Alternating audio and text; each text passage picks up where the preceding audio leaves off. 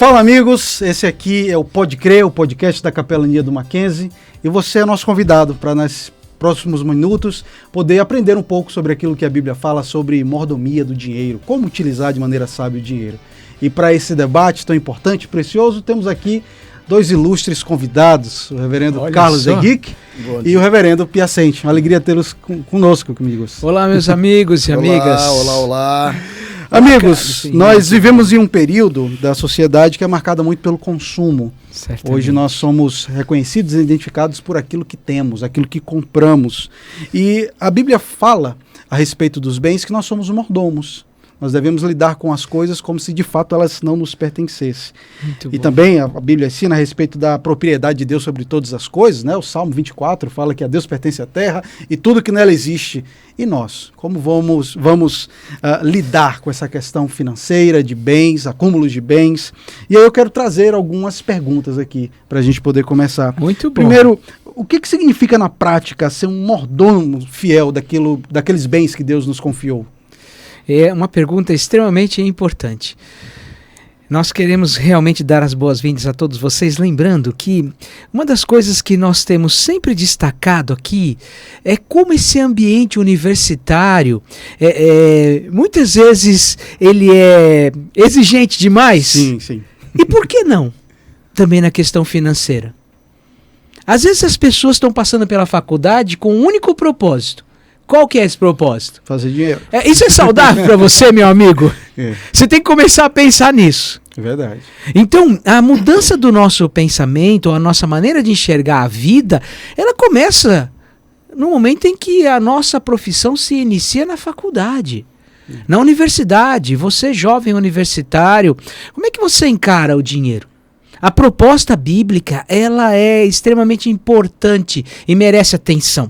Claro, para nós como mensageiros de Deus aqui no Mackenzie, como aqueles que conhecem a palavra e transmitem essa palavra, nós temos um termo para isso, mordomia. Ser um bom mordomo. O que isso implica? Eu vou começar, o Carlinhos vai depois acrescentar com maior propriedade, eu tenho certeza disso. Mas ser mordomo é primeiro você lembrar que aquilo não pertence a você. É um instrumento. O que é a vida financeira? Por que nós estamos estudando? Por que batalhamos? Por que você trabalha o dia todo, vem para a faculdade à noite, ou vem pela manhã e trabalha à tarde? Por que você faz tudo isso? A proposta das Escrituras é que você seja um bom mordomo. Não é verdade, reverendo Carlos? Claro. Também cumprimento a todos, uma alegria estarmos aqui nesse Pode Crer. Eu creio que o grande problema da mordomia do dinheiro, diferente da mordomia do corpo, da mordomia do tempo, que são outras áreas, né, nas quais nós devemos ser mordomos, é que o dinheiro não é neutro. A Bíblia diz que o dinheiro é uma divindade, o dinheiro é um Deus. É verdade. E considerando que, como diz Calvino, o nosso coração ele é a base, né, o fundamento de toda a idolatria, então lidar com o dinheiro é muito complicado. É muito difícil, porque é diferente de eu lidar com o tempo. O tempo é neutro, na minha opinião. Entendeu? Mas o dinheiro não. O dinheiro é um Deus. E o nosso coração tende a ser arrastado para aquilo que é Deus, para aquilo que é divino. Por isso Cristo alertou, né, falando sobre não servir a dois senhores. E ele separa isso dizendo, não podeis servir a Deus e a Mamon. Ou seja, usando Mamon como riquezas, né, que é a ideia do dinheiro. Então eu acho que essa é a grande dificuldade da mordomia do dinheiro, porque o dinheiro é uma divindade e a gente tem dificuldade de lidar com divindades. Então, o que me parece, há duas formas de lidarmos com o dinheiro. A primeira seria uma forma de compreender que ele pertence ao Senhor e que nós podemos usar para a glória dele. E há uma outra perspectiva em que eu deixo ele me dominar. Sim. Ele se torna o alvo da minha vida, o grande desejo da minha vida, né? Diante disso, visto que eu posso ter essa segunda perspectiva de usá-lo de maneira pecaminosa, quais pecados ou erros, equívocos nós podemos cometer nessa lida com o dinheiro? Eu gosto de lembrar sempre daquilo que Paulo fala, corrigindo, porque algumas pessoas dizem assim, tá vendo? Porque o dinheiro é a raiz de todos os males. Mas a Bíblia não fala isso. É a Bíblia fala que o amor ao dinheiro. Tem uma questão afetiva, emocional. As nossas afeições. Tem um sentimento, religioso. tem uma paixão, tem uma religião. O fato é que o dinheiro ele tem um aspecto na sociedade que é inegável. Ele não traz felicidade. A gente sabe disso. Mas ele proporciona conforto. E em tempos mais recentes, nós temos visto assim uma expectativa, uma esperança muito grande de que as pessoas serão felizes caso tenham dinheiro. E isso começa quando alguém propõe lá no passado, e ainda está presente hoje, que se a gente tiver condições financeiras, nós vamos ter tudo que a gente sonha e a gente vai alcançar tudo que a gente quer. Só que observe, nós não somos donos. A diferença de você admitir que você é um mordomo é você reconhecer que o dinheiro vem e vai. Você não tem total controle.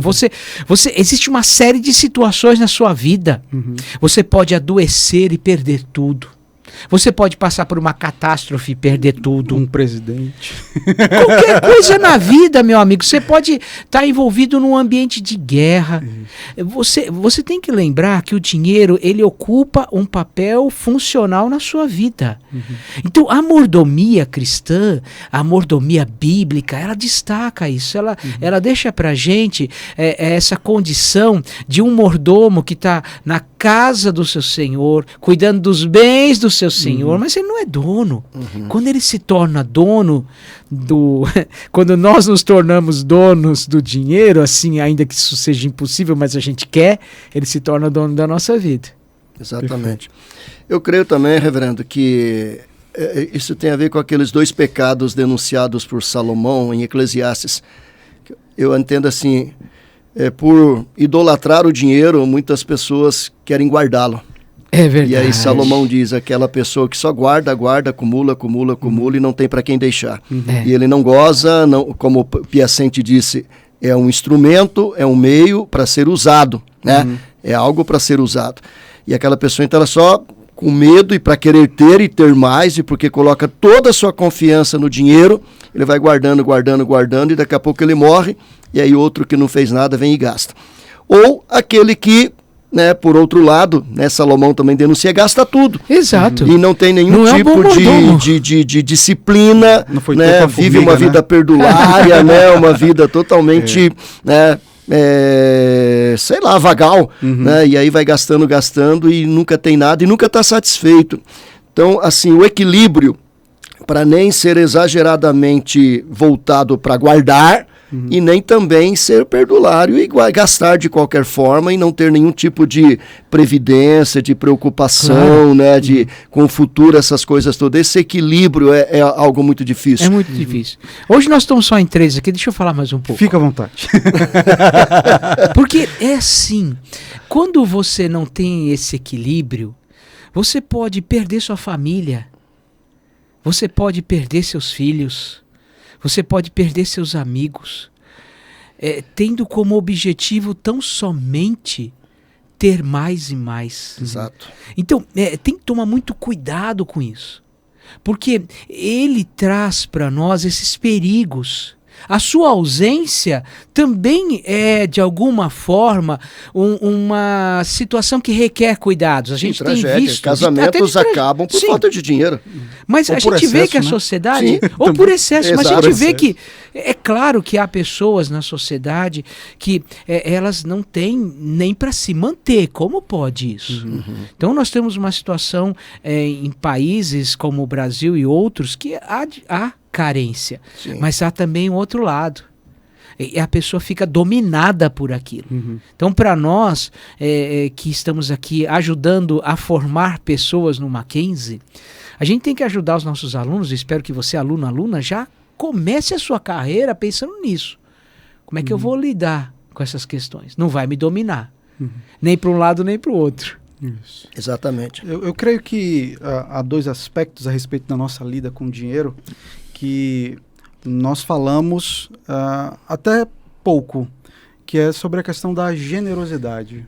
Muito Parece bom. que fica sobre nós apenas o interesse de sermos honestos com as nossas finanças, não devermos nada para ninguém, né? Ou não causar nenhum mal para outra pessoa financeiramente, pagarmos todos os nossos impostos. Mas eu creio que há duas coisas que eventualmente a gente esquece. Primeiro, a generosidade.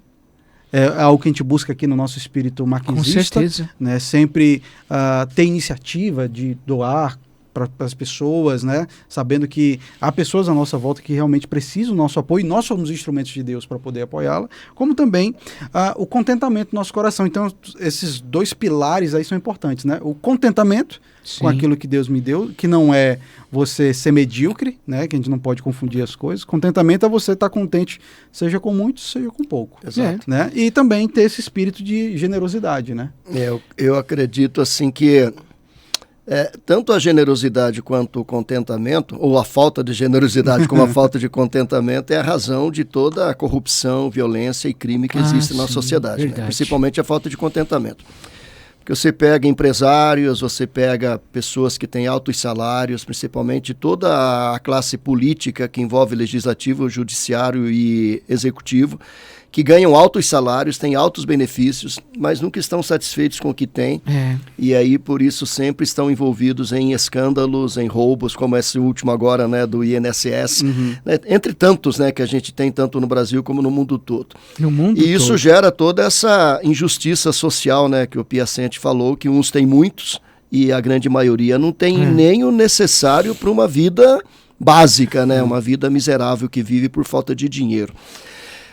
Então essa é a questão de não estar contente, não estar satisfeito com o que tem, quer sempre mais, sempre mais, sempre mais, e isso vale para todas as áreas da vida.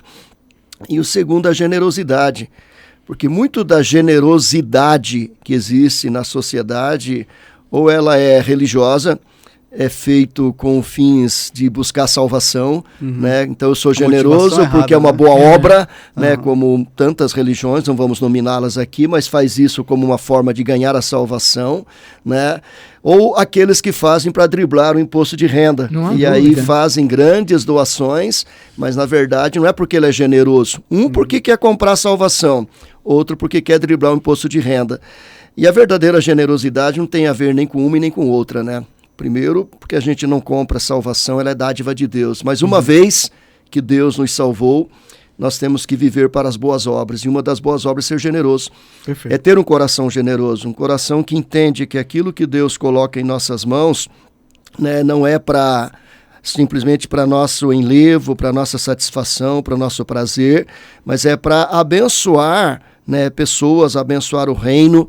É aquela visão de Calvino, né? Eu acho que foi o reverendo Roberto Brasileiro que uma vez falou que a visão de Calvino sobre dinheiro é que, né, a gente tem que trabalhar muito, né, falando, né, dessa questão de trabalho, trabalhar muito, ganhar muito, gastar pouco, para que a gente tenha muito, que é a visão do capitalismo, né? A visão trabalhar mais capitalista, muito, né? Trabalhar muito, né? Ganhar muito e gastar pouco.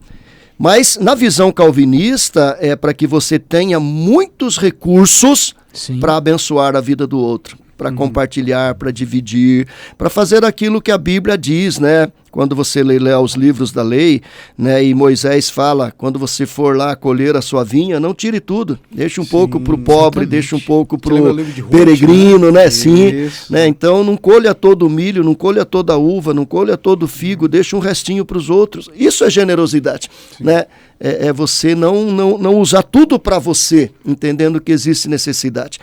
E essa é a verdadeira generosidade de doar, de compartilhar. Eu, graças a Deus, desde a minha infância, eu sou filho de família pobre, nasci pobre, filho de pais lavradores, mas desde que eu comecei a ganhar dinheiro, 3 princípios me são muito, muito básicos: ser fiel nos dízimos, ser generoso nas ofertas missionárias, sempre ter uma oferta dedicada para missionário, e ser generoso numa oferta para questões sociais, necessidades e pobres. E quanto mais eu invisto nisso, mais Deus me abençoa, mais sobra, mais dinheiro eu tenho. O fato é que generosidade às vezes não sai do papel. É um discurso bonito. É apenas um discurso, uma demagogia. Cobrança. Às vezes isso, claro. Do líder. Às vezes uma cobrança do líder, às vezes para ficar bonito na foto do Instagram. Isso. Ou ter aplausos no Facebook, mas tem a ver com o coração, sem dúvida nenhuma. Se o dinheiro não domina o coração, a pessoa tem a capacidade de ser generoso. Porque ele percebe que o outro é importante. A Bíblia, meus amigos, e vocês sabem disso muito bem, espero que quem esteja nos acompanhando fique com seu coração motivado para ler a Bíblia, porque ela fala o tempo todo disso.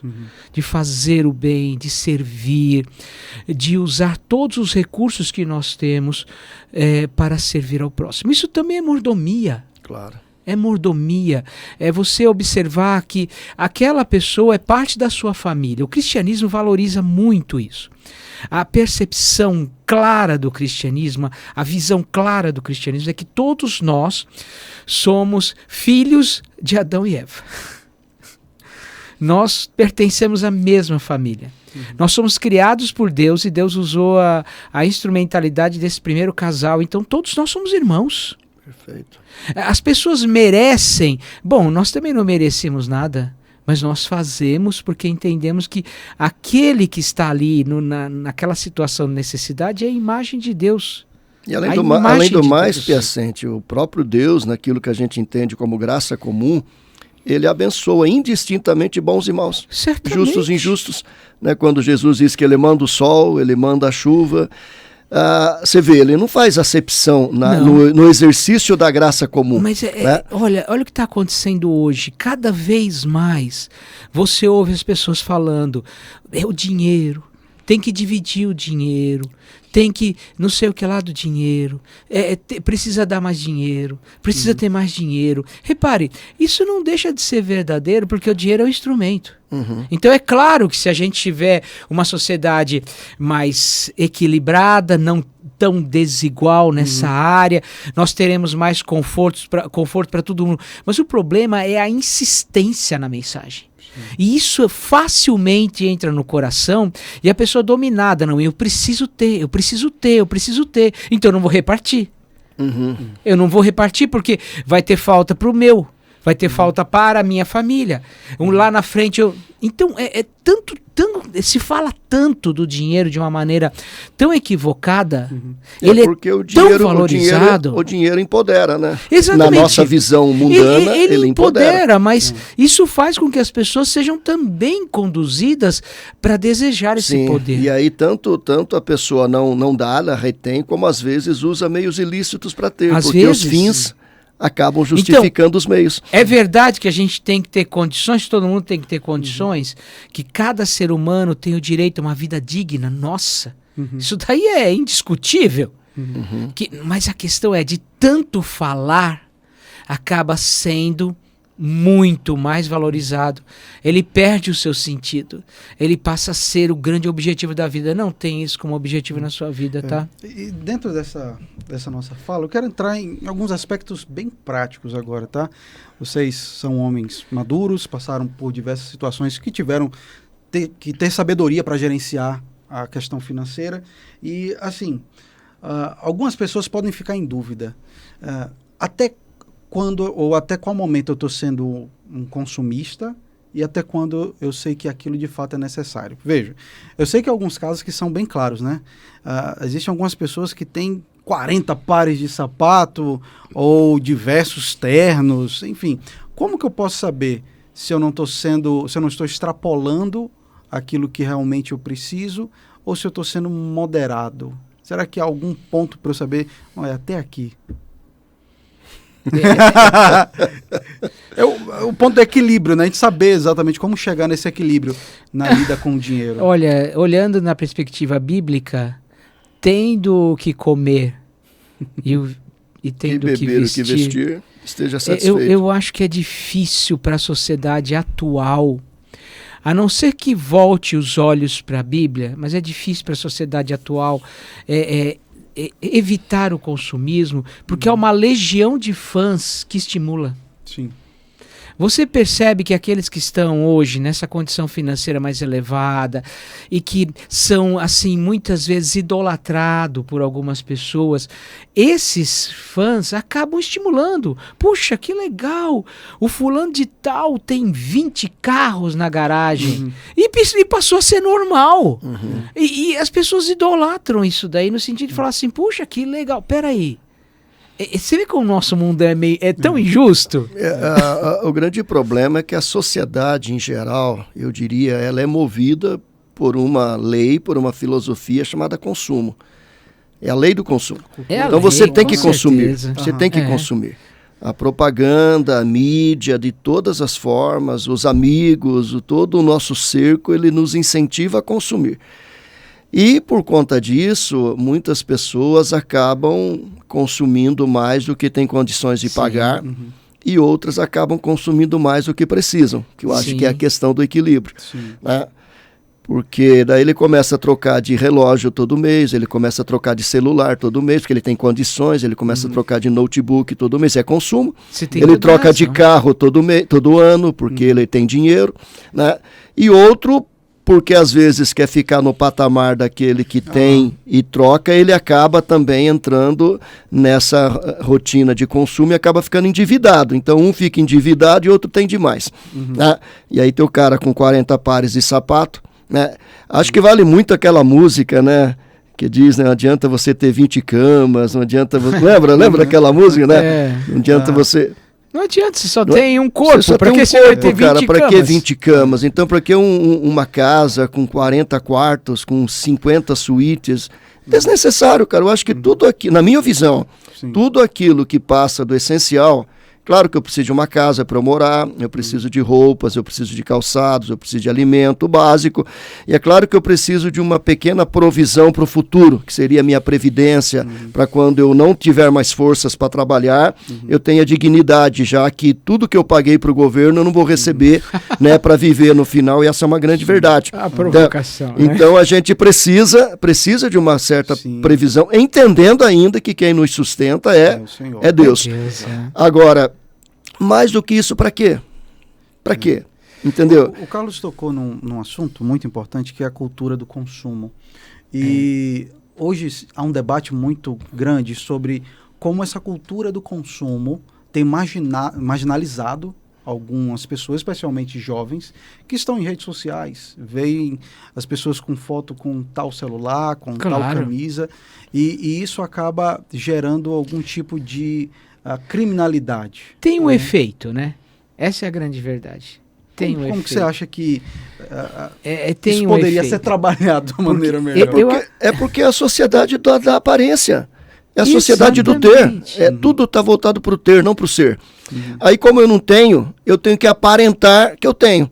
Né? Ou, para eu ter, eu tenho que ir, às vezes, por esse caminho da violência, do crime. Por isso que você vê aí né, toda a criminalidade envolvendo o crime organizado. Quem que está lá? A maioria são jovens, cara, são adolescentes, são meninos. É muito complicado. Que não querem ganhar dinheiro pelo caminho da honestidade, do trabalho, da integridade, e entra pelo caminho da criminalidade. Eu acho que o nosso mundo ele tem... ele é muito mais facilmente, ele tem facilidade, é isso que eu quero dizer, para seduzir. Sim. Para consumir a pessoa de uma tal maneira que ela fique dominada por aquilo. E o dinheiro faz parte desse processo todo. Acho que se a gente pensar hoje na relação entre criminalidade e a questão das posses, a gente vê que existe. Não dá para fechar os olhos. Por que alguém muitas vezes se torna um criminoso? Às vezes ele tem muito e tem muitos bens. Sim, é verdade. Vamos lembrar de uma história antiga. Pablo Escobar.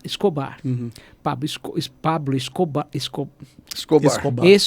Perdão, meus amigos. Pablo Escobar ficou milionário. Exato.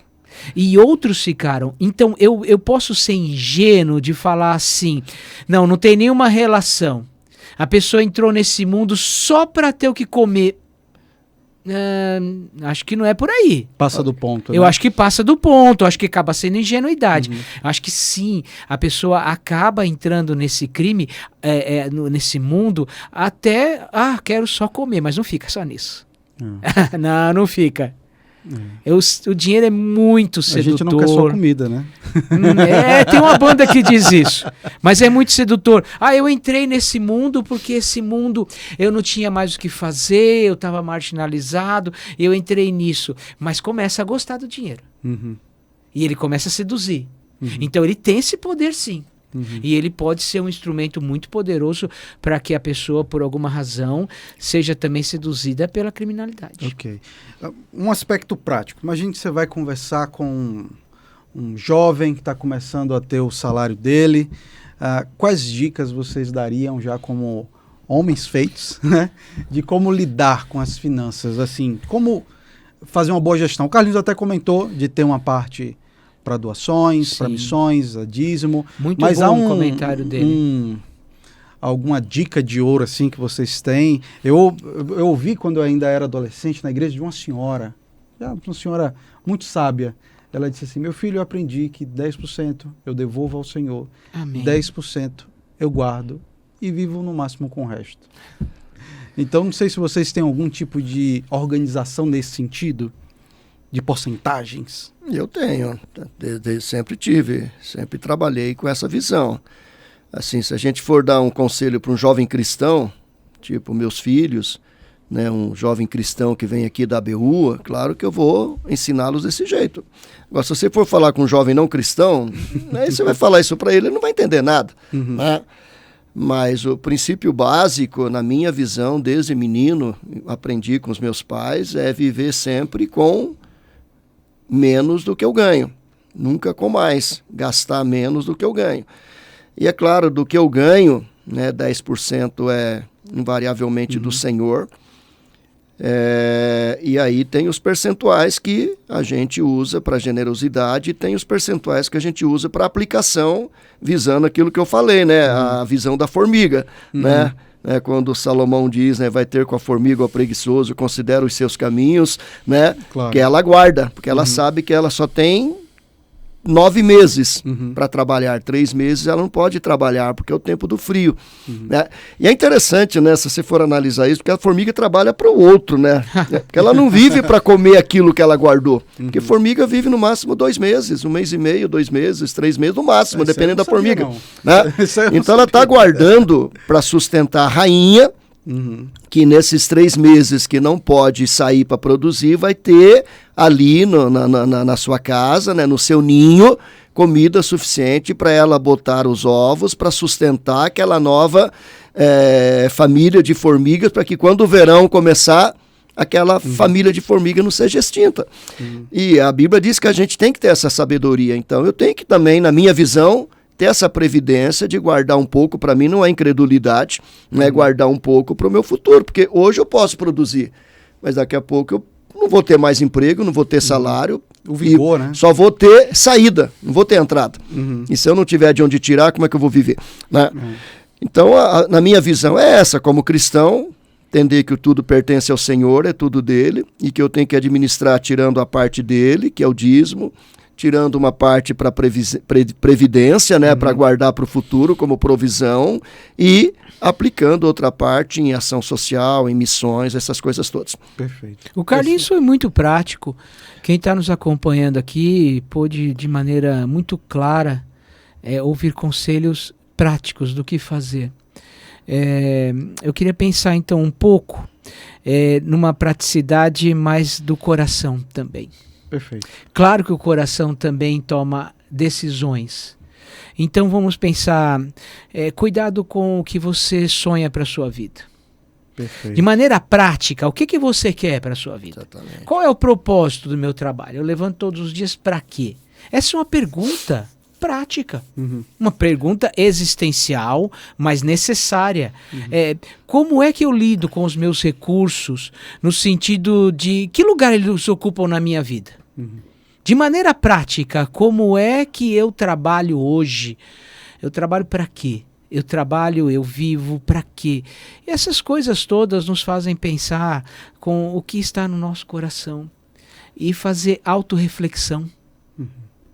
Refletir sobre o que realmente eu tenho feito e por que tenho feito. E é claro, de maneira muito prática, não se esqueça que as pessoas ao seu redor são parte da sua família. Maravilha. Elas são parte da nossa família. Elas estão ali com um propósito divino. E eu não posso de maneira nenhuma ignorar isso. Todos nós somos irmãos. Todos nós somos parte da mesma família. E quando uma parte do corpo sofre, todo o corpo sofre. Todos temos um DNA comum. Temos um DNA. E isso daí tem que ser de maneira prática desenvolvido. De maneira prática, reserva um dinheiro para você ajudar o outro, como Amém. o Carlinhos falou. Perfeito. Sabe? Obrigado. Amigos, um prazer. Alegria. Estar aqui com vocês. Foi bom. Estamos encerrando aqui o nosso Pode Crer. Eu quero agradecer mais uma vez a presença do reverendo Carlos Henrique, Obrigado. também o José Carlos Piacente. Foi um prazer. E amigos, Deus abençoe grandemente cada um de vocês. Curta aí o nosso vídeo, compartilhe. Por favor. E também comece também a seguir o nosso canal. Que Deus abençoe grandemente a sua vida. E se Deus permitir, na próxima gravação já vamos ter o Gildazo de volta. Se Deus quiser, Forte um abraço. abraço. Tchau, tchau. Tchau.